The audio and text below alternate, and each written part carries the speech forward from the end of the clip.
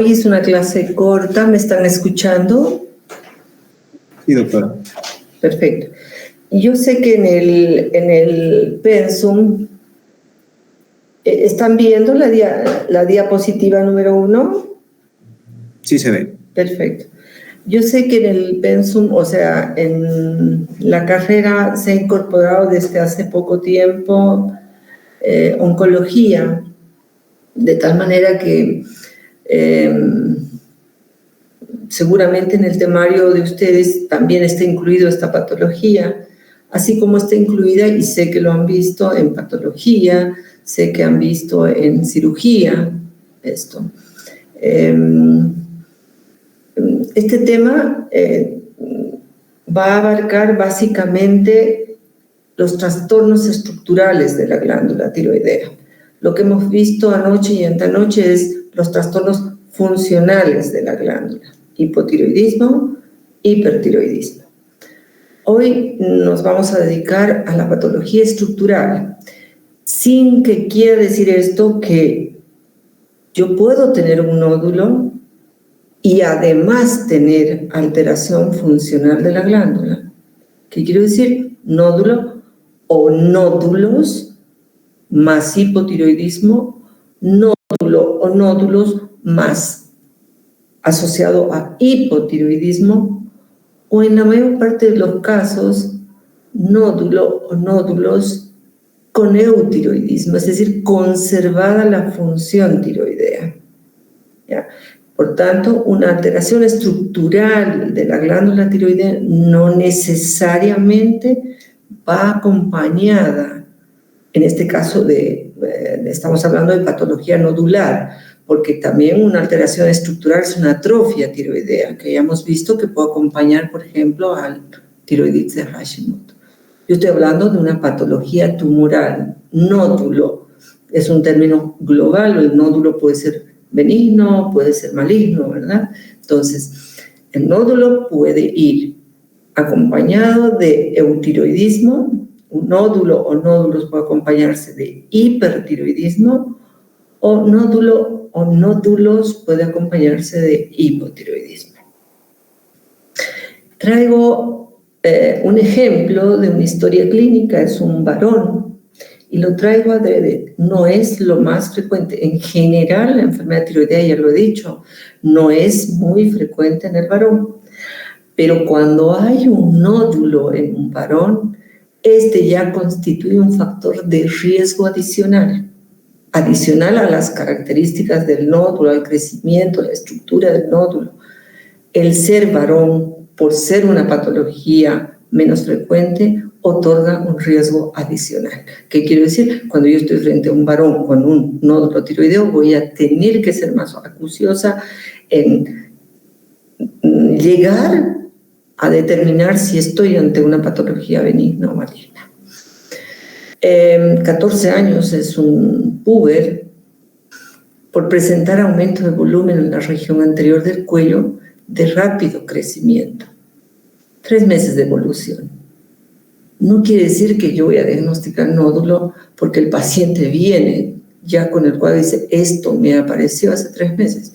Puedo diagnosticar un nódulo incidentalmente a través de una tomografía de tórax o a través de una ecografía cervical por otra patología que me apareció incidentalmente. Pero en este caso viene el paciente trayéndonos su signología. Nos está diciendo, tengo esto hace 3 meses y ha ido creciendo. Se asocia un poco de molestia, dolor persistente y, dato más importante y preocupante, disfonía, disfagia. Ahí tengo que ir a pensar en esa imagen esquemática que les puse el primer día de clase, su relación con el nervio recurrente, su relación con el esófago. Vamos a ver dónde está localizado este nódulo para que me esté dando toda esta sintomatología. Es una persona joven de 65 años, o 65 kilos, unos 68, normopeso, y evidentemente una glándula aumentada de tamaño, a expensas del lóbulo derecho, de consistencia, un nódulo de consistencia aumentada, de superficie lisa. No encontramos a la palpación adenopatías, y este es el estudio que debemos hacer cuando tenemos la evidencia de una patología estructural, en este caso un nódulo tiroideo. El ultrasonido o ecografía tiroidea, y muchas veces ponemos cervical para que el entorno peritiroideo también sea analizado, es decir, nos interesa saber, sobre todo ante un nódulo tiroideo, si tengo adenopatías sospechosas. Unas son las adenopatías inflamatorias por cualquier proceso cervical, orofaringeo, pero otra es la alteración que estos ganglios cervicales pueden tener cuando estoy frente a una neoplasia. Ese nódulo tenía muy buen tamaño, por eso él se vio, nosotros lo vimos, lo tocamos, 3 centímetros por 3.3 por 3.2 centímetros en el lóbulo derecho. Incluso a la palpación podríamos decir en qué segmento del lóbulo derecho, en el polo superior, porción media o en el polo inferior, deberíamos poder describirlo. Y en el interrogatorio, piel, cardiovascular, faneras, gastrointestinal, él parece funcionalmente eutiroideo. No denota ni bradicardia, ni taquicardia, ni piel seca, ni piel húmeda, ¿verdad? Entonces, ni diarreas, ni constipación, todo eso explorado. No porque viene el paciente con un nódulo me voy a olvidar de la parte funcional, porque les he dicho al inicio, este paciente tiene un nódulo que puede acompañarse a una disfunción o puede estar, como en este caso, con signos de eutiroidismo. ¿Listo? Entonces, este ejemplo nos va a permitir entrar en el tema. Cuando aquí hay uno más, me olvidó que arrastramos otro más, otro varón, porque en el varón tenemos que ser más acuciosos. Lo interesante, y esto van a ver que creo que es un incidentaloma, van a ver, este paciente con antecedentes familiares de primer grado de un adenocarcinoma gástrico, tiene diabetes mellitus, enfermedad cerebrovascular. No cuenta con antecedentes personales patológicos de importancia. Estos son los familiares, los que hemos descrito, sea gástrico, diabetes y enfermedad cerebrovascular. Él no tiene antecedentes patológicos de importancia, una fractura del radio izquierdo en mi infancia, y este fue el motivo por el que se hicieron algunos estudios. Una migraña de 10 años de evolución, tratada con un vasodilatador, se había resecado a esa edad un schwannoma, en torácica 4 en 1995, a la edad de 10 años.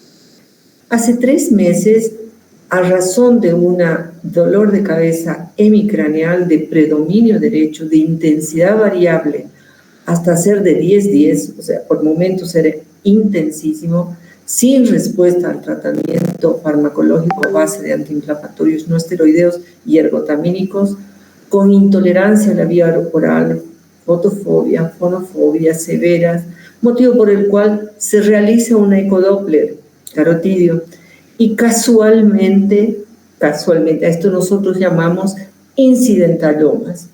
No fuimos a buscar una patología tiroidea, sino cerca exploramos el cuello por este proceso de dolor y encontraron el nódulo tiroideo. Al interrogatorio niega disfagia, disfonía, temblor fino distal, alteraciones en hábito intestinal, pérdida de peso u otra sintomatología agregada. Niega. Signos vitales, presión normal, frecuencia normal, respiratoria, temperatura, otra vez normopeso, cuello asimétrico a nivel de la base del cuello, con ligera desviación traqueal a la derecha. Presencia de nódulo bien delimitado, de consistencia blanda, no doloroso, desplazable, localizado a nivel del lóbulo superior izquierdo de la glándula tiroidea de aproximadamente 1.5 a 2 centímetros. De un nódulo también palpable. Entonces, ya sea este cuadro incidental o aquel otro que el paciente percibió por el que acudió, estamos ante una patología nodular y al parecer en ambos casos, creo, eutiroideo.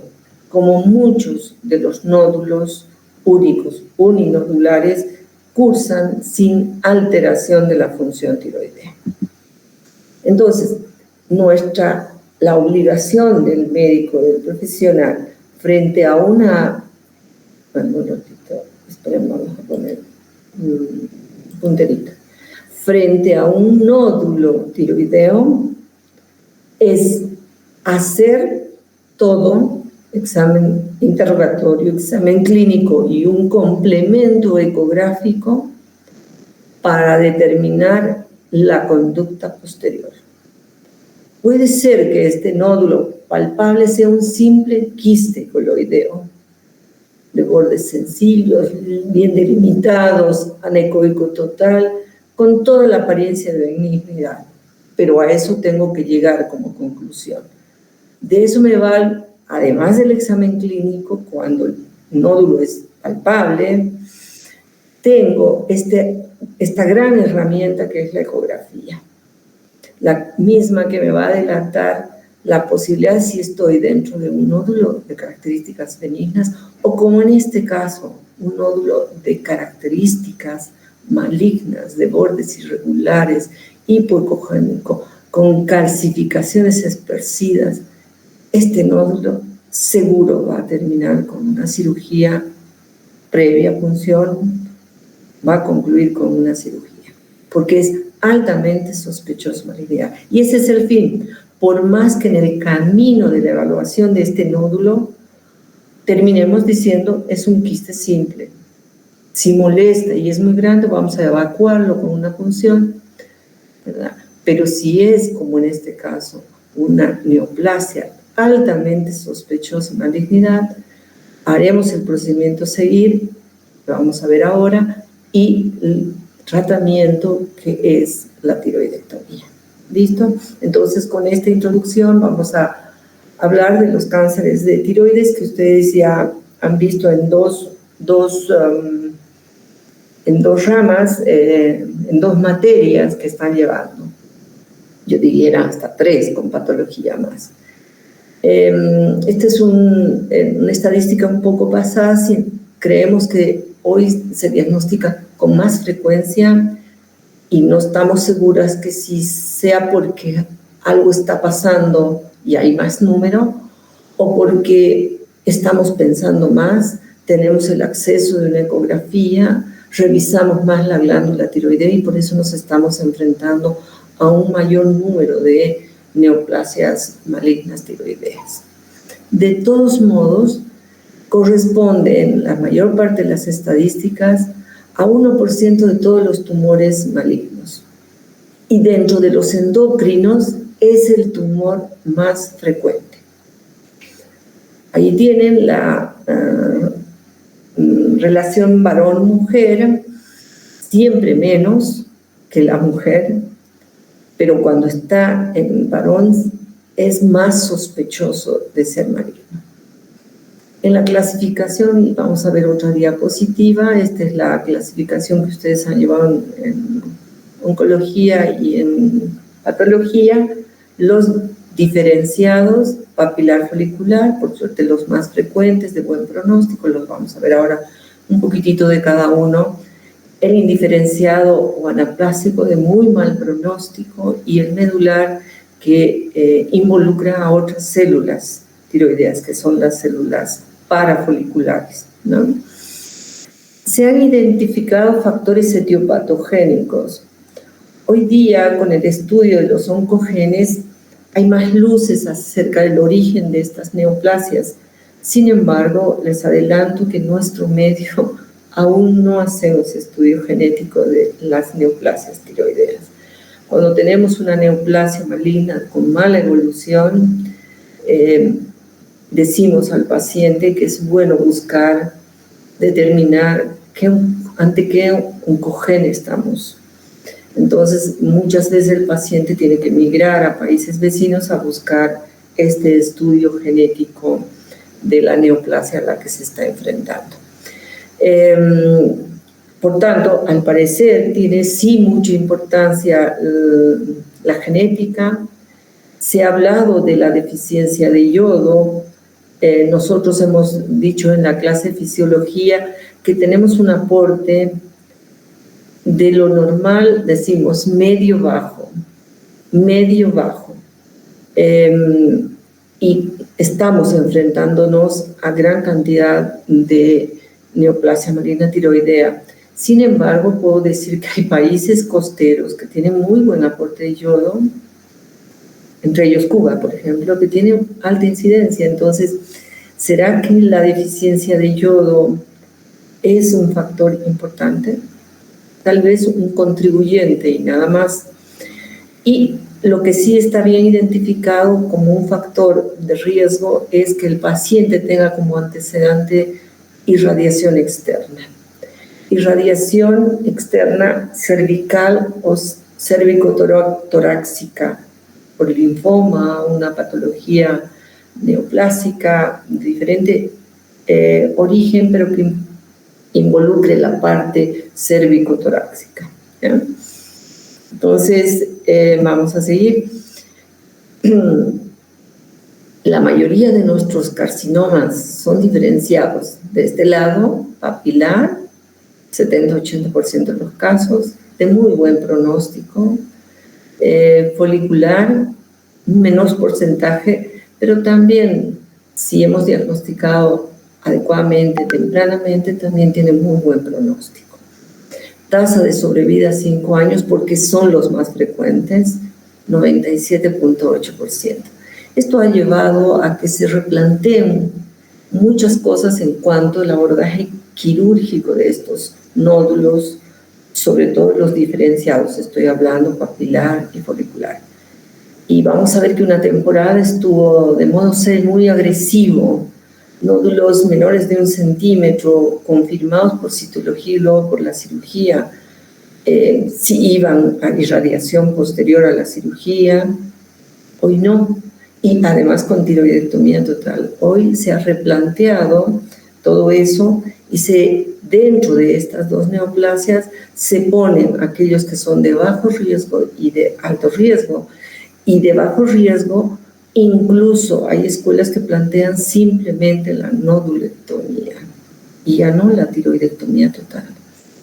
Entonces, son cosas discutidas. Lo que tiene que quedarnos claro es estas que son las dos neoplasias diferenciadas más frecuentes, que generalmente tienen buen pronóstico. La medular, el 3% de los carcinomas emerge, ya sabemos de dónde, y estas, vamos a ver una diapositiva, pueden ser de dos tipos. Una esporádica que no tiene relación genética y otra que forma parte de lo que se llaman las neoplasias endócrinas múltiples.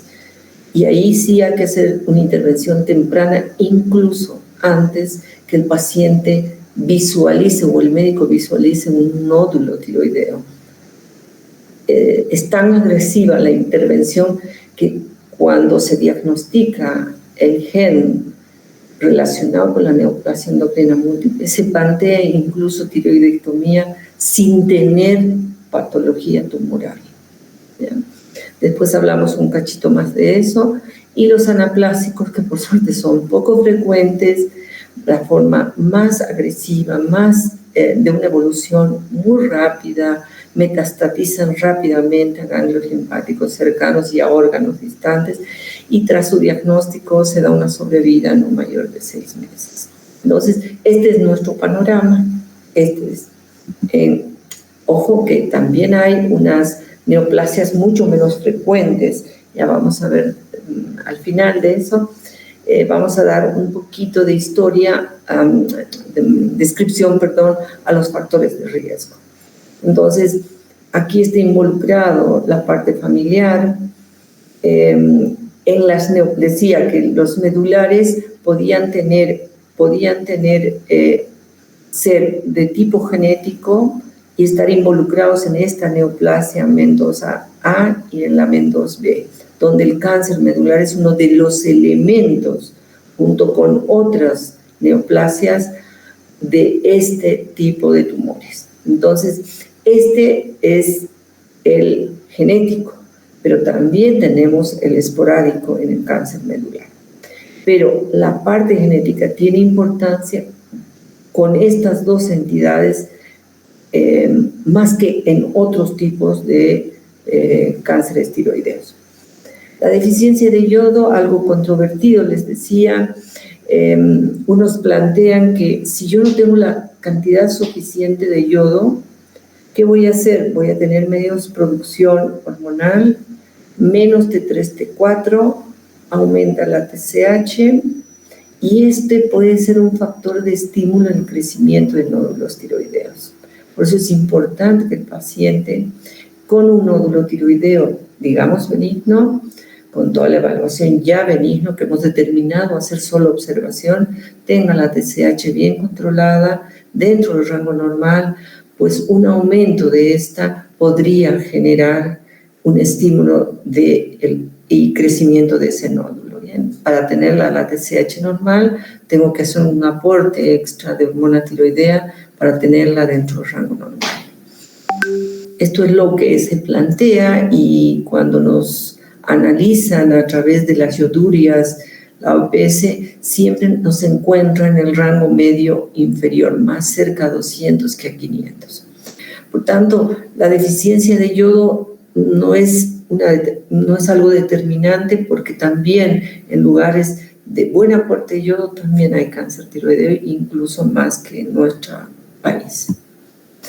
Otro factor de riesgo y evidente fue la radiación, no solo la radiación corporal, sino cuando la radiación que hubo en el estallido de estas bombas y que luego muchos años después se volvió a repetir, como antes del Chernobyl, la cantidad de casos, 100 casos por año, posterior a esta irradiación, se vieron que los tumores incrementaron, miren cuántas veces, 1.800 casos en vez de 100 casos por año. Entonces, evidentemente, la radiación, en este caso, de este material radioactivo, impactó mucho en la génesis, en la etiopatogenia del cáncer tiroideo. Pero les decía que también la radiación corporal, a través de que se requieren por X o Z patologías, aumenta el riesgo de tener cáncer tiroideo. Hay un trabajo que relata que si la cantidad de radiación en cobalto es muy alta, lo que me va a conducir es a hipotiroidismo. Pero cuando la radiación recibida, programada en varias sesiones, no excede a una cantidad como está planteada, la posibilidad de cáncer es mayor. Es decir, a menos radiación con cobalto, a menos cantidad, mayor posibilidad de cáncer. A más cantidad de radiación, más posibilidad de destrucción de la tiroides, de los folículos, hipotiroidismo. ¿Ya? Eso es lo que ellos han planteado en los diferentes estudios. Se recomienda todas las mujeres que tienen mamografías recurrentes porque ya tienen una patología en observación, o estudios mamográficos anuales de control, y ahora también eso se está revisando porque si son normales están replanteando que sea cada 2 años. Pero aquellas que ya tienen una patología y hacen vigilancia de la otra mama sana, se exige que en los centros donde van a emitir o donde van a realizar el estudio mamográfico se haga una protección cervical, una cuellera les ponen para protección de la radiación que puede emitir una mamografía. Entonces, sí hay relación, es un factor de riesgo la radiación personal o del medio ambiente, sí, es un factor de riesgo. 2 cositas sobre cáncer papilar, el más frecuente ya hemos dicho. Nosotros más porque la patología es más frecuente en las mujeres. Baja malignidad, por suerte, no son agresivos. Miren la tasa de supervivencia, 98% a los 5 años, realmente es una neoplasia controlable, más aún si es una neoplasia menor de 1 centímetro, bien encapsulada. Entonces, realmente es tanto así que ya les he dicho, se está planteando no hacer tiroidectomías amplias, sino nada más que nodulectomías. ¿No? Sin embargo, hay variantes difusa esclerosante, de columnares y de células altas que tienen un comportamiento más agresivo. Y esto está acá, sabemos que hay un componente genético relacionado, ya se hacen determinaciones, pero en nuestro caso, en Bolivia, acudimos cuando la evolución de estos cánceres no es buena. Y vemos la necesidad de hacer estos estudios genéticos relacionados al cáncer papilar. Podemos, una vez más, puede ser un nódulo palpable, visible por el paciente, palpable por el médico que ha ido a hacerse un chequeo y ha revisado la glándula tiroidea y ha encontrado, para eso tiene que tener un tamaño mayor de 1 centímetro, o tal vez encontrarla a través de una adenopatía cervical, hacerle una ecografía y encontrarla. O incidentalmente, como hemos visto en muchos casos. Las metástasis de este tipo de cáncer se hacen por ambas vías. El folicular, un poco menos frecuente que el anterior, involucra a los folículos, incidencia de 10-15%. Este sí se ve en áreas deficitarias de yodo y en mujeres de más de 60 años. Cuando tenemos una lesión clínica, ecográficamente, de un nódulo con benignidad, signos de benignidad, con un nódulo sospechoso, hago la punción y me sale una lesión benigna folicular, recomendamos la cirugía porque es este el carcinoma que requiere toda la pieza quirúrgica y es este el carcinoma que puede nacer como una lesión folicular benigna y transformarse en una lesión maligna, folicular maligna. Por tanto, si hemos vigilado, está creciendo esa lesión, le hemos hecho la punción, es patología benigna, pero está creciendo, recomendamos la cirugía. Dependerá el pronóstico si este paciente si la neoplasia es mínimamente invasiva o extensamente invasiva. Eso dependerá el tiempo en que se diagnosticó esta lesión. Generalmente son más grandes que los carcinomas papilares. Metastatizan más las variantes oncocíticas por vía hematógena principalmente. Y también se pueden encontrar alteraciones genéticas que vale la pena muchas veces realizarlas, sobre todo en aquellos con variantes oncocíticas que hablan de un peor pronóstico y una evolución más tórpida. Esto ya les decía, es la neoplasia más agresiva de la glándula tiroidea, también más frecuente, mujeres generalmente mayores de 60 años, por suerte poco frecuente, alta mortalidad y la sobrevida, ya hemos hablado, de 3 a 6 meses tras que se hace el diagnóstico. Son tumores de crecimiento rápido, dan síntomas compresivos locales, es decir, tiene ronquera, disfagia, disnea. Y se han encontrado alteraciones cromosómicas, mutaciones del TP53. Metastizan rápidamente pulmón, hueso, cerebro. Y normalmente cuando esta enfermedad se ha diagnosticado y ya tiene metástasis, las medidas de tratamiento son solo paliativas. Últimamente, este año, a mí me tocó enfrentar 2 pacientes, los 2 varones, Uno se operó en el mes de febrero y otro en el mes de abril. Son varones los dos adultos mayores. Yo les decía que habían dos tipos de carcinoma medular. Un esporádico, que son adultos mayores. En la historia clínica de estos dos pacientes, que este año a mí me tocó seguirlos, diagnosticarlos y seguirlos, los dos son adultos mayores, no hay antecedentes de neoplasia tiroidea familiar, en tanto que generalmente en la familiar son personas más jóvenes y forman parte de lo que yo les decía, las neoplasias endocrinas múltiples. No vienen solas, vienen con otras alteraciones neoplásicas. ¿Ya? Se presentan generalmente hacia el tercio medio de los lóbulos. Estas sabemos que secretan calcitonina y hormonas polipeptídicas. Entonces, una forma de hacer seguimiento en estas neoplasias medulares, primero, para el diagnóstico previo a la cirugía, medir la calcitonina, seguramente la vamos a tener elevada, y de seguimiento postquirúrgico, medir la calcitonina. Una vez que resecamos el tumor, la calcitonina va a descender. Y los meses siguientes y los años siguientes vamos a hacer seguimiento con calcitonina y ecografías regionales, cervicales, buscando la patología. ¿Ya? A este carcinoma no le sirve hacer rastreos con yodo porque este no es un segmento de la tiroides que esté relacionado con la captación, síntesis y secreción de hormonas tiroideas a través del yodo. Sabemos que lo que produce estas células parafoliculares son la calcitonina.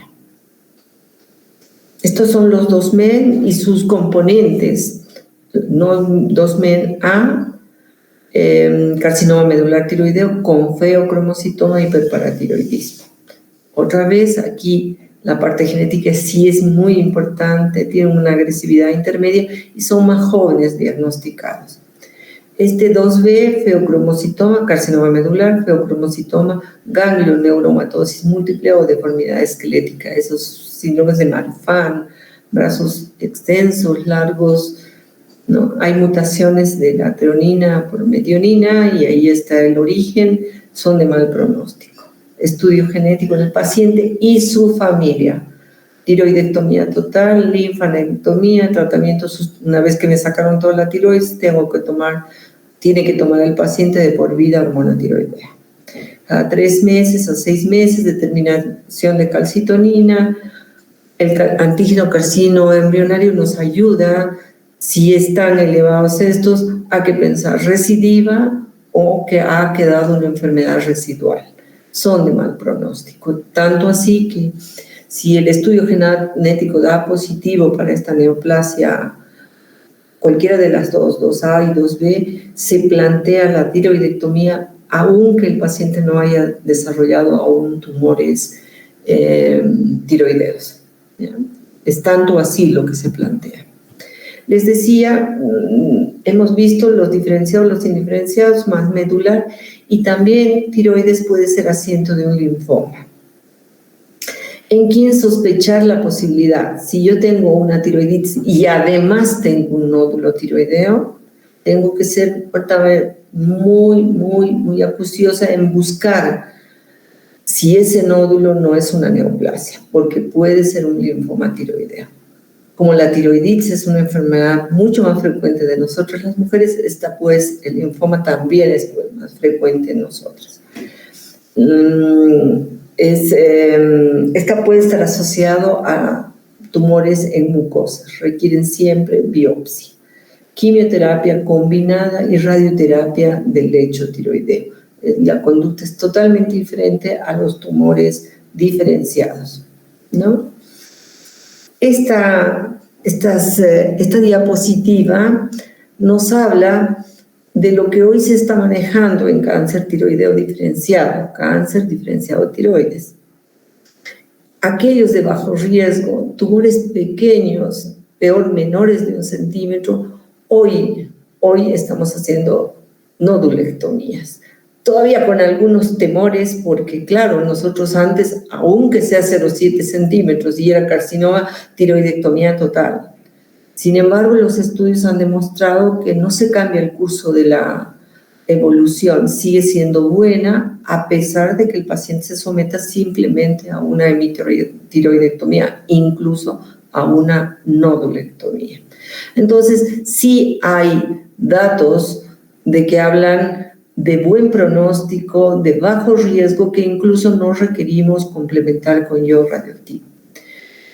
Diferente es cuando tenemos factores de alto riesgo en carcinoma diferenciado tiroideo, ¿no?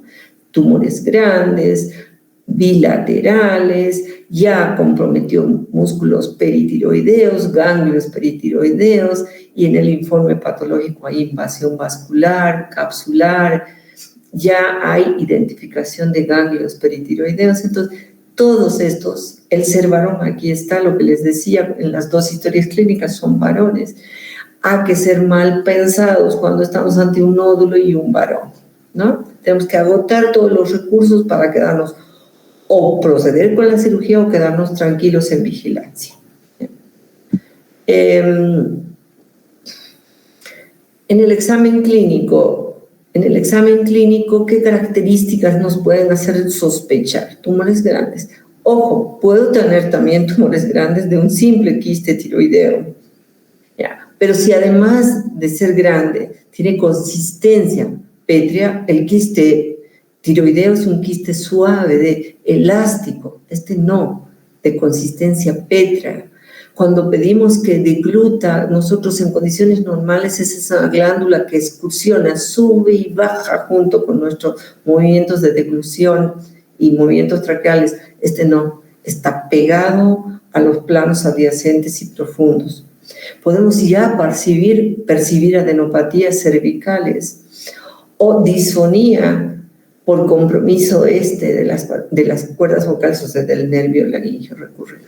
Estos datos clínicos nos deben hacer sospechar de que el nódulo tiene alta chance de ser un nódulo agresivo, un nódulo maligno. Les decía que la ecografía hoy día complementa una cirugía y nos da una riquísima información sobre las características del nódulo. Si un nódulo tiene calcificaciones peritiroideas, o sea, perinodulares, perdón, pero margen bien definido, miren este, margen bien definido, igual que estos dos que son discretamente hiperecogénicos. Qué diferente es este nódulo de bordes mamelonados, hipoecogénico, esos bordes irregulares en momentos no sabemos que se confunde con el tejido peritiroideo. Este dato ecográfico bien hecho a través de un especialista en imagenología que trabaje a la par, junto, en comunicación con el clínico que aborda este tipo de patología, ayuda mucho a tomar adecuadas decisiones. Macrocalcificaciones, margen irregular, hipoecogénico. Si le paso el Doppler lleno de vascularidad interna que aún hoy día ha perdido un poco su valor para el riesgo de cáncer.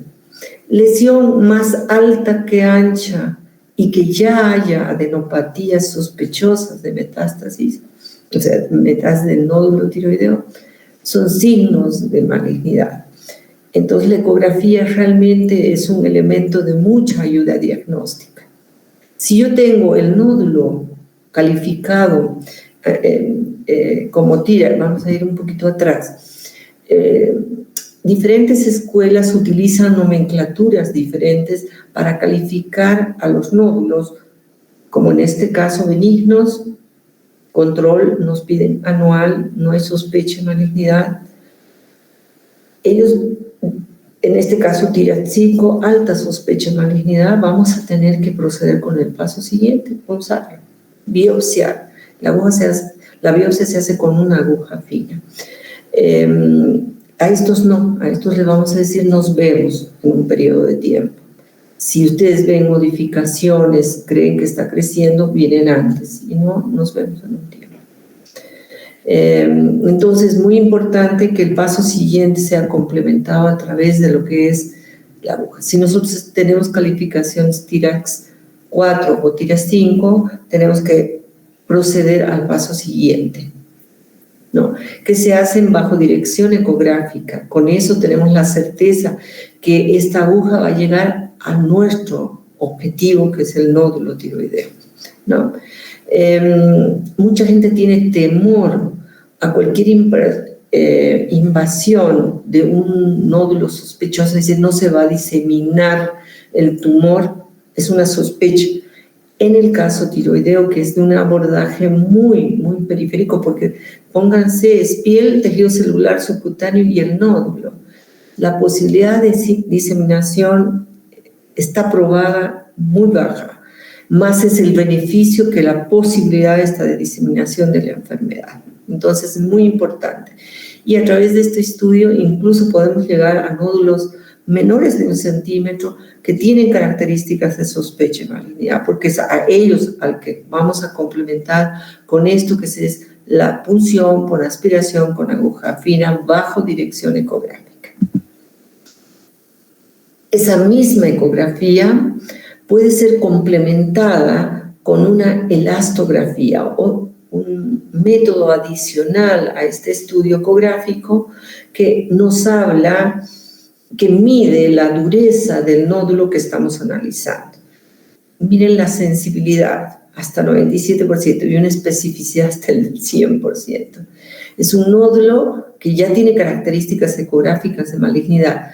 Adiciono el elastógrafo y me da una dureza, entonces realmente refuerza la sospecha de malignidad de este nódulo que está en evaluación. Podemos tener nódulos chiquititos y con gran dureza, no tenemos que pensar que necesitamos un nódulo de gran tamaño. ¿Qué más? No es útil si el nódulo tiene calcificaciones peritiroideas, porque la dureza lo va a otorgar esa calcificación peritiroidea. En clistes no tienen necesidad de aplicar un elastógrafo, no hay necesidad, ¿no? Y si tengo un bocio multinodular y quiero investigar la dureza de cada uno de los nódulos, tendría que aplicar a cada uno de ellos, ¿no? En realidad, es un estudio que se puede hacer en mama, en hígado, en tiroides, al nódulo que está siendo ecográficamente sospechoso. Se evalúa a través de un score. Este es un score colorimétrico. Hoy tenemos un otro tipo de elastógrafo que mide cuantitativamente en números la dureza. Este colorimétrico, igual, ahí tienen score 1, nódulo blando, verde. Nódulo predominantemente blando es más verde, pero con unas pequeñas manchitas azules, como está viendo el gráfico arriba. Nódulo con score 3, elastográficamente con score 3, nódulo duro con muy pequeñas áreas verdes, lo contrario de acá. Y ya es un nódulo, cuidado, vigilen de cerca este nódulo. Y finalmente un score 4 es un nódulo azul altamente sospechoso. ¿Ya? El tratamiento es quirúrgico, sí o sí. Que hoy en nódulos pequeños se hagan nodulectomías, hemitiroidectomías, es quirúrgico. Sea nodectomía, sea hemitiroidectomía o sea tiroidectomía total, el tratamiento es quirúrgico. Si la lesión es una neoplasia, un cáncer anaplásico invadido, tejidos peritiroideos, no se recomienda hacer solo medidas paliativas, ¿ya? Porque podemos crear mayor agresión local, comprometer la tráquea, es un desastre. Entonces, si es una lesión avanzada y es neoplasia, un cáncer anaplásico, vamos, seamos prudentes en la indicación. Ahí está. En caso de que el estudio preliminar ecográfico tenga adición de una ecografía de todos los grupos ganglionares y demuestre alteraciones en los ganglios, debe complementarse, además de la tiroidectomía, la adenectomía, o sea, sacar los ganglios, las adenopatías en vaciamientos peritiroideos o vaciamientos más amplios. Eso dependerá de cada caso, del estadio en que estamos. Hemos operado.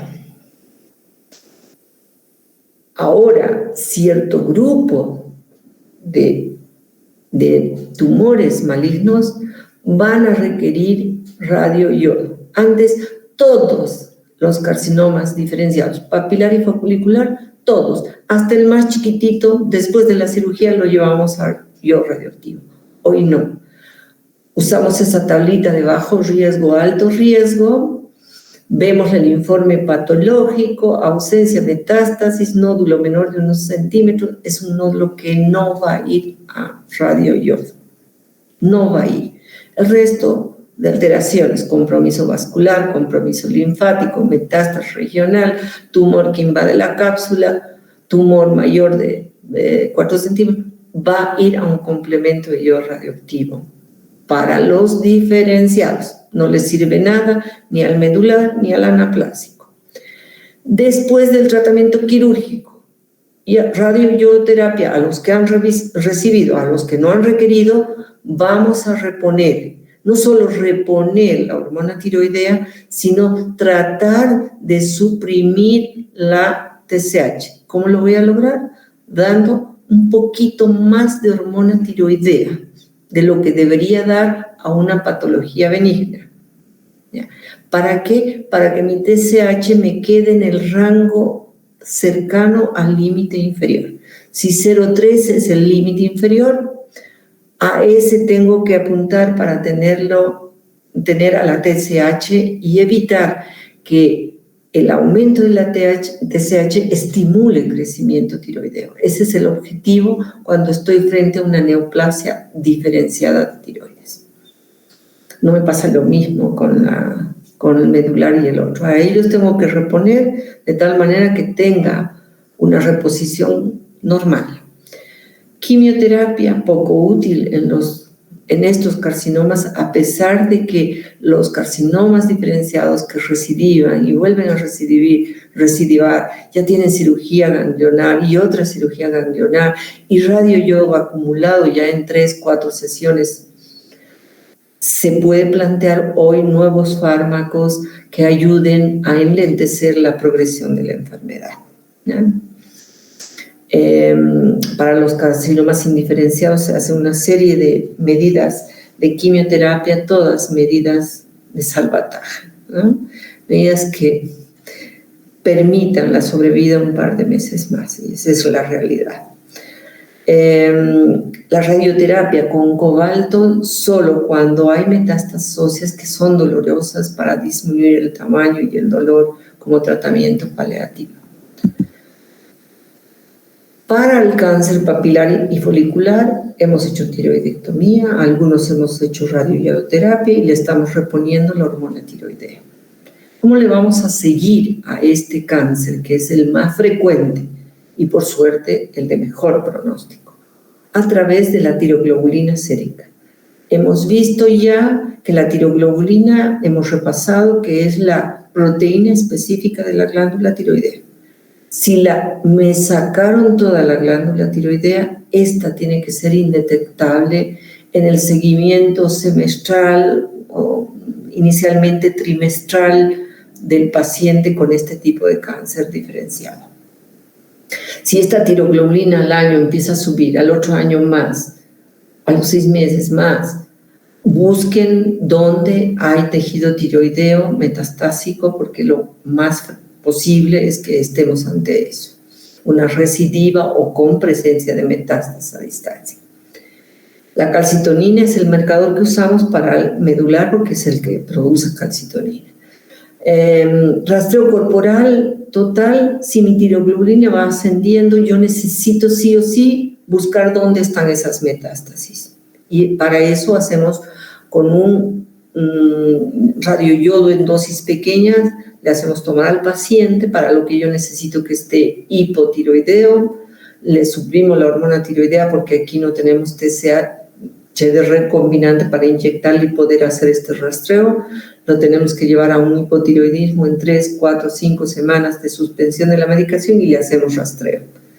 Y el rastreo nos va a indicar dónde están los focos metastásicos y le daremos la dosis ablativa para esos focos. Si encontramos aumento de tiroglobulina, ¿indica siempre recidiva? Sí, pero solo para estos dos cánceres que son el folicular y el papilar.